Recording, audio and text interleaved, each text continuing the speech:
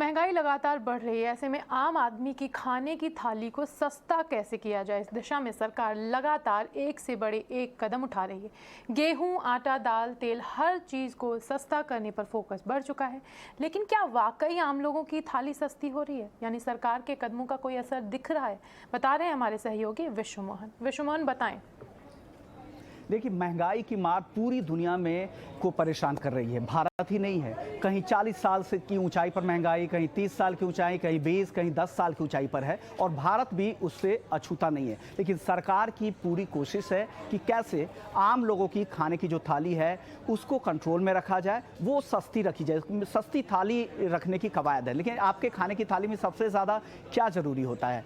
तो एक आम आदमी के लिए जो सबसे चीज़ होती है आपके थाली में, वो है रोटी। तो रोटी की कीमतें कम करने के लिए सरकार ने सबसे पहले गेहूं का जो एक्सपोर्ट था उस पर पाबंदी लगाई। अब देखने को मिला जब गेहूं के आटे, सूजी और मैदा के एक्सपोर्ट बढ़ने लगे तो इस पर भी अब पाबंदी लगा दी गई। तो उसके बाद अब गेहूं और आटा की अगर कीमतों की बात करें तो 22 रुपये के आसपास गेहूं और 28 रुपये के आसपास आटा रिटेल मार्केट में औसत भाव देश में टिक गया है। तो रोटी आपको सस्ती मिल पाए, इसके उपाय सरकार ने कर लिए। अब थाली में दूसरी मेन चीज़ क्या आती है, वो है दाल।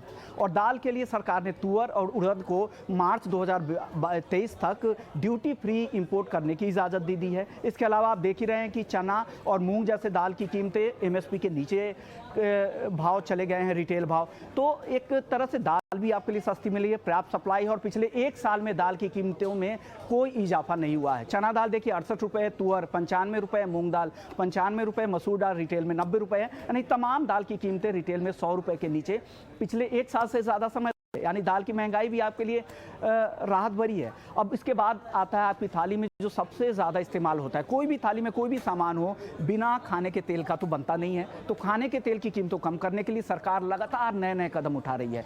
एक तरफ क्रूड पाम तेल, जिसका सबसे ज़्यादा हम इंपोर्ट करते हैं, उस पर इंपोर्ट ड्यूटी घटकर एक समय में जहाँ 35-40% हुआ करते थे, अब घटकर 5% के आसपास है। बाकी खाने के तेल, क्रूड सन फ्लावर ऑयल हो या क्रूड सोया तेल हो, उसके इंपोर्ट ड्यूटी फ्री इंपोर्ट की इजाज़त दे दी गई है। कोटा के साथ 20 लाख टन हम इस फाइनेंशियल ईयर में कर सकते हैं। तो खाने के तेल और स्टॉक लिमिट अलग लगी हुई है। तो खाने के तेल आपके लिए तो सस्ता होने ही वाला है और आने वाले समय में दाम और कम होने वाले हैं। इसके बाद अब बात होती है, जब हम खाते हैं तो हमें स्वीट भी चाहिए। तो स्वीट के लिए शुगर एक्सपोर्ट को सरकार ने कंट्रोल रखने के लिए, जबकि देश में इस साल रिकॉर्ड शुगर उत्पादन होने वाला है, इसके बाद भी एक्सपोर्ट पर पाबंदी लगा दी गई ताकि देश में पर्याप्त चीनी का स्टॉक हो और जब हम अगले सीजन जाए तो हमारे पास बफर स्टॉक हो। तो इसके लिए चीनी भी सस्ता हो गया। यानी आपके थाली की स्वीटनेस बढ़ाने के लिए पूरा उपाय किया गया है। इसके बाद अब बाकी सब्जियों की बात आती है तो सब्जी के दाम भी फिलहाल कंट्रोल में है। महंगाई बहुत ज़्यादा नहीं है। आलू की रिटेल भाव, अगर औसत रिटेल भाव है 25 रुपये के आसपास, प्याज 25 रुपये के आसपास है, टमाटर भी अब दाम घटकर 40 के आसपास हो गए हैं और बाकी सब्जियों के दाम भी कंट्रोल में। तो कुल मिलाकर सरकार की कोशिश यही है कि जो दुनिया भर में जो महंगाई है, वो महंगाई का असर भारत के लोगों पर, आम लोगों की थाली पर नहीं पड़े और सस्ती थाली आम लोगों को भी मिल सके। यही कोशिश है सरकार की। इस बात